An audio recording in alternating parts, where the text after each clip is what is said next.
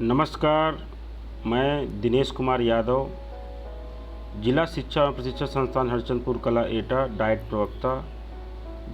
Diet एटा द्वारा संचालित ई पाठशाला में आप सभी का स्वागत है। आज हम बात करेंगे डीएलएड चतुर्थ सेमेस्टर के अंतर्गत हिंदी विषय में। हिंदी विषय का जो मूल पाठ्यक्रम है वो आपके सामने है। इसमें है पहला यूनिट है अनिवार्य संस्कृत में अनुस्वार, हलंत, विसर्ग आदि का ध्यान रखते हुए शुद्ध उच्चारण, वाचन एवं लेखन। दूसरा है पाठ्य पुस्तक के अतिरिक्त अन्य पाठ्यवस्तु को समझकर पढ़ना। तीसरा है दिए गए अनुच्छेदों के शीर्षक लिखना। चौथा है उच्च प्राथमिक स्तर की पाठ्यपुस्तकों में सम्मिलित कविता, निबंध, कहानी, एकांकी, यात्रा वृत्तांत, जीवनी, आत्मकथा, पत्र लेखन, नाटक के लेखकों का सामान्य परिचय, उनका अध्ययन व अध्यापन कार्य। और अगला है अनिवार्य संस्कृत के पाठों का अध्यापन, नीति श्लोकों को कंठस्थ कराना।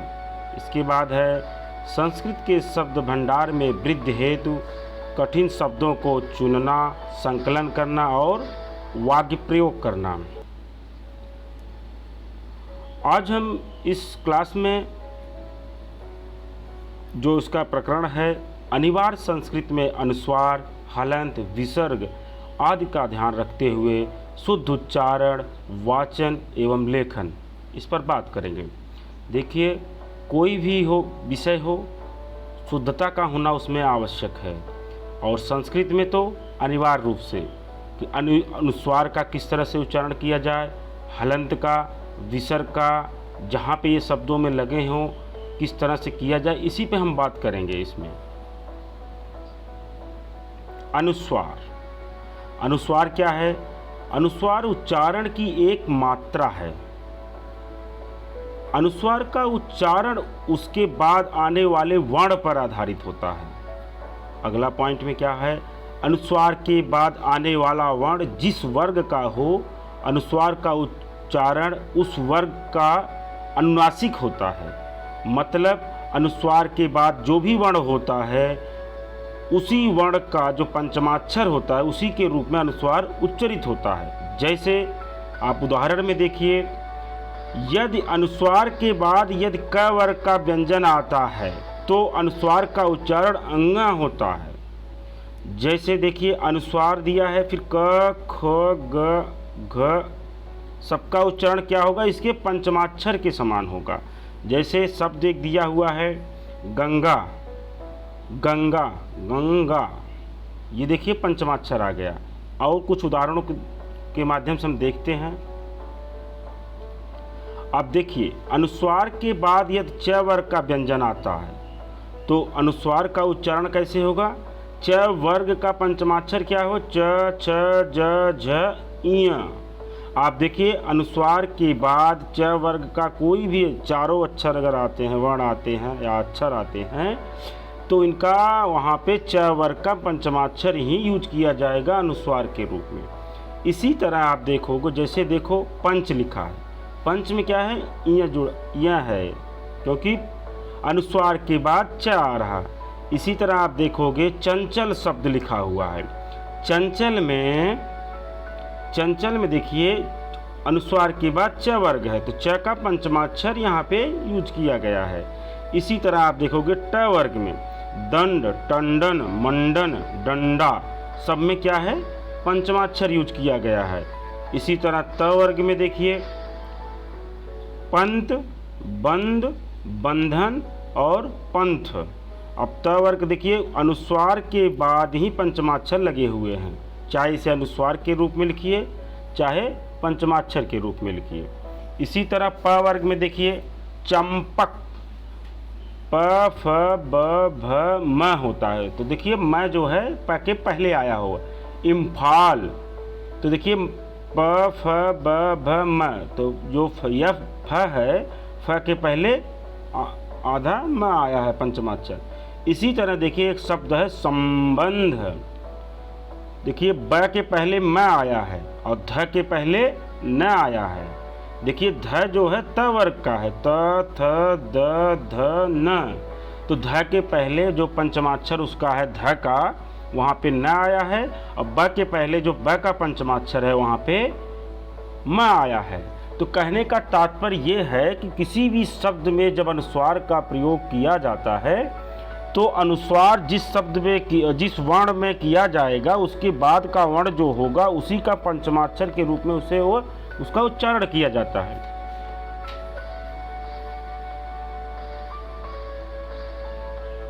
अब अनुस्वार से संबंधित कुछ और तथ्य हैं। देखिए, अनुस्वार के बाद अवर्गीय व्यंजन आता है तो उसका उच्चारण निम्न तरह से किया जाता है। अवर्गीय से तात्पर्य यह है कि जो जिसमें असमाहित हो। जैसे एक शब्द है इसमें, देखिए संयम, संयम। अब संयम में देखिए यह कहा जा रहा है कि स पे अनुस्वार लगा हुआ है, तो यहाँ यह जो है यह का उच्चारण अनुनासिक के रूप में किया जाएगा। संयम, संयम, यह जो है अनुनासिक रूप में उच्चरित होगा। इसी तरह अगला शब्द है, देखोगे आप, किंवदंती। की है और वह है, तो वह का उच्चारण क्या होगा? अनुनासिक होगा। किंवदंती, किंवदंती, किंवदंती, वह का अनुनासिक होगा। अनुस्वार के बाद संयुक्त वर्ण आता हो तो संयुक्त व्यंजन वाले वर्णों से बना हो। यहाँ पे थोड़ा सा एक शब्द मिस है कि जो संयुक्त वर्ण आता हो तो संयुक्त व्यंजन वालों जो लिखा वहाँ वर्ण होना चाहिए, वर्ण से बना हो, उस वर्ण के वर्ग का नियमानुसार उसका उच्चारण होता है। कहने का तात्पर्य ये है, जो नियम आपका दूसरा इसमें दिखाई दे रहा है, अनुस्वार के बाद जो संयुक्त वर्ण आता है तो उसका जो उच्चारण होगा जैसे संयुक्त वर्ण बना है उसी के अनुसार होगा। जैसे संक्षेप, संक्षेप, संक्षेप, स है और क और श मूर्धन्य श से क्ष बना है, क्ष, क्ष। तो इसमें क्या होगा, जो संक्षेप बोला जाएगा वहाँ पे अंग का उच्चारण होगा, क्योंकि क्ष जो है बना हुआ है क और मूर्धन्य श से बना हुआ है, तो इसके अनुसार इसका उच्चारण किया जाएगा। इसी तरह तंत्र, तंत्र में देखेंगे आप, त्र जो है त यहाँ पे भी थोड़ा सा है, त्र प्लस र से नहीं बना है, त प्लस र से बना है, त पे हलंत रहेगा, तो इसका जो उच्चारण होगा वो त वर्ग के मुताबिक होगा। तो ये है अनुस्वार से संबंधित कुछ तथ्य हैं कि मतलब जहाँ भी जिन शब्द में अनुस्वार लगा होगा उसके उच्चारण की कुछ विधियाँ होती है। जब भी आपके जहन में जब कहीं अध्ययन के दौरान, अध्यापन के दौरान ये शब्द आते हैं तो ये नियम आप अपने जहन में आपको रखना चाहिए। उनका उच्चारण करते समय इन नियमों को ध्यान रखना चाहिए और शुद्ध उच्चारण करना चाहिए, क्योंकि भाषा में शुद्ध उच्चारण का बहुत महत्व है। कि आपके बोलने में, आपकी बात करने में, आपके पढ़ने में हर शब्द जो हो मूल रूप से जो शुद्ध रूप में है उसी रूप में उच्चरित करना चाहिए। अब हम बात करते हैं विसर्ग।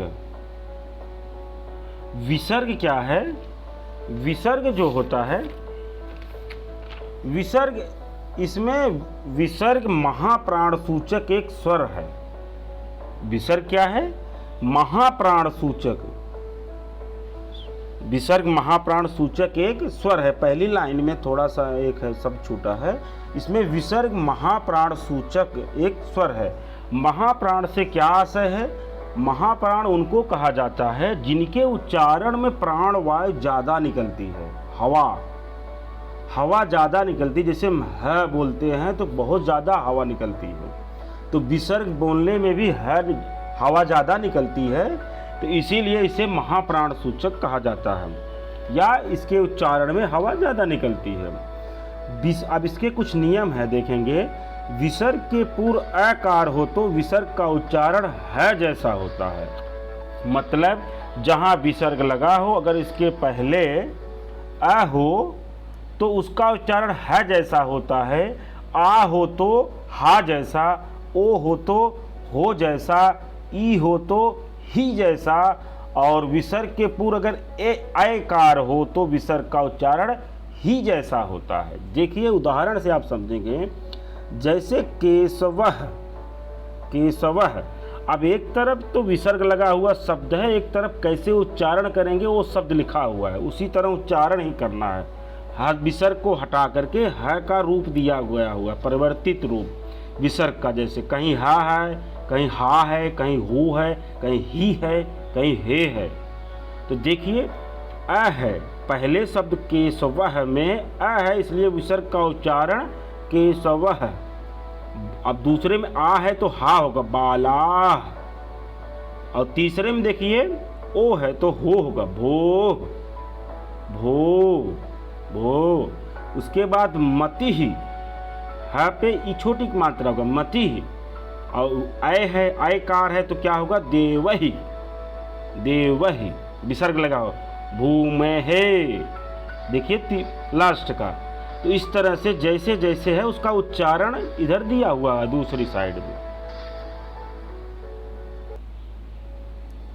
अब विसर्ग से संबंधित कुछ अन्य तथ्य हैं। विसर्ग के बाद श, श, स, तालव्य स, मूर्धन्य श, दंत स, तो विसर्ग का उच्चारण अनुक्रम में शुरू, जैसे जिस क्रम में है उसी रूप में करना चाहिए।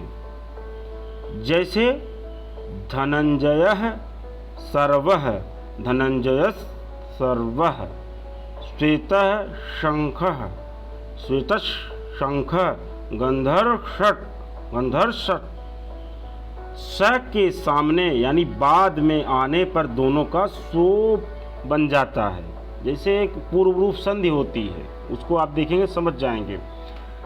सह के सामने मतलब सह के बाद आ, जैसे सह अस्ति, सोस्ति, सह अवदति, सो वदति, ये हो जाता है।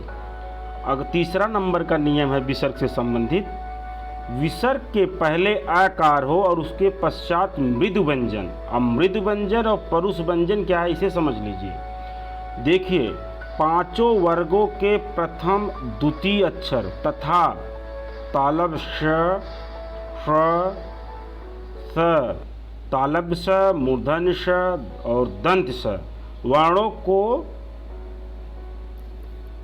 परुष व्यंजन कहते हैं। यहाँ पर व्यंजन लिखा है, यहाँ पे परुष व्यंजन कहते हैं, और शेष को मृदु व्यंजन कहते हैं। मतलब तीसरा, चौथा, पांचवा जो है मृदु व्यंजन है, बाकी पहला, दूसरा और तीनों स जो है वो क्या है, वो परुष व्यंजन कहते हैं। तो इसमें दे रहा है कि उसके पश्चात मृदु व्यंजन आता हो तो वे आकार और विसर्ग मिलकर ओ बन जाते हैं, जैसे पुत्रः, गतः। अब यहाँ देखिए यहाँ पे मृदु व्यंजन है क्योंकि पहला दूसरा नहीं है, इसलिए ग है, ग देखिए ग, तो क्या होगा, पुत्रो गतः रामः ददाति। यहाँ भी तीसरा व्यंजन है, ये मृदु व्यंजन है। कभी पूछ ले मृदु व्यंजन किसे कहते हैं, तो हर वर्ग का तीसरा, चौथा, पांचवा मृदु व्यंजन होगा। और परुष व्यंजन क्या है, प्रथम द्वितीय अक्षर तथा तीनों स क्या होते हैं, वर्णों के, ये क्या होते हैं, परुष व्यंजन होते हैं। शेष को मृदु व्यंजन कहते हैं। तो रामो ददाति हो जाता है। ये तीसरे नियम के अनुसार विसर्ग के उच्चारण से संबंधित कुछ सावधानियां हैं। तो जब भी आप विसर्ग का उच्चारण करेंगे इन नियमों को अपने जहन में रख कर करेंगे, ऐसी अपेक्षा की जाती है। अब ये भी दिया है, विसर्ग के पहले आकार हो उसके पश्चात स्वर तथा मृदु व्यंजन आता हो तो विसर्ग का लोप हो जाता है। अब विसर्ग के पहले आ है, देखिए असुराह, असुराह, नष्टाह, असुरा नष्टा, मतलब आकार हो और उसके बाद मृदु व्यंजन हो तो क्या होगा, मृदु व्यंजन, तो विसर्ग का लोप हो जाता है। तो असुरा नष्टा हो जाएगा, मनुष्यावदन, तो मनुष्यावदन हो जाएगा।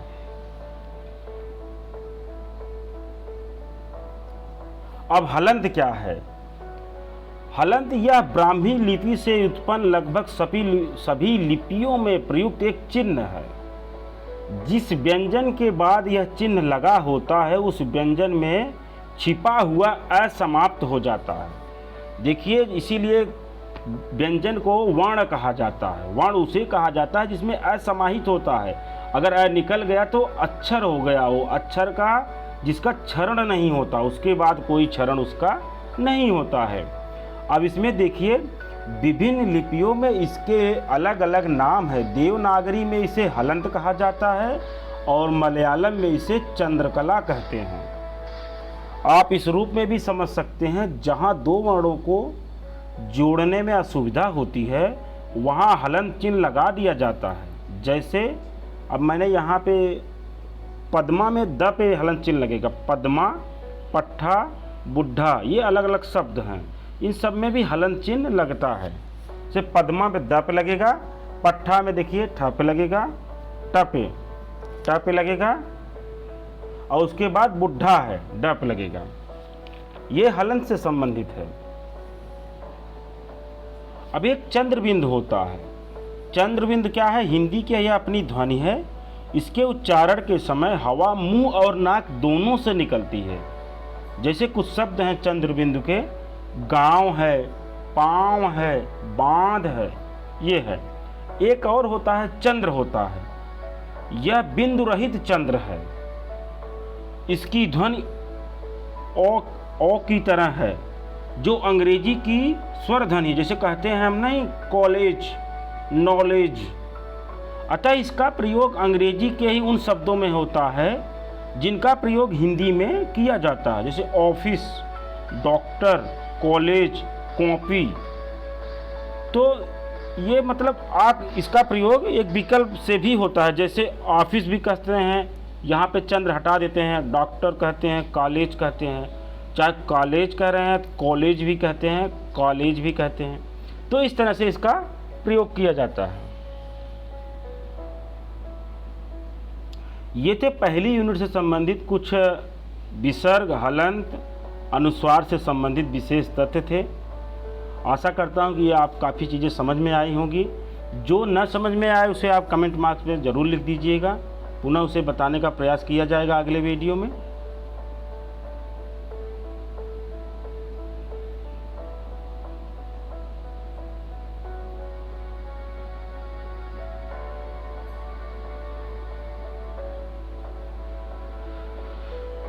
आप सभी का धन्यवाद।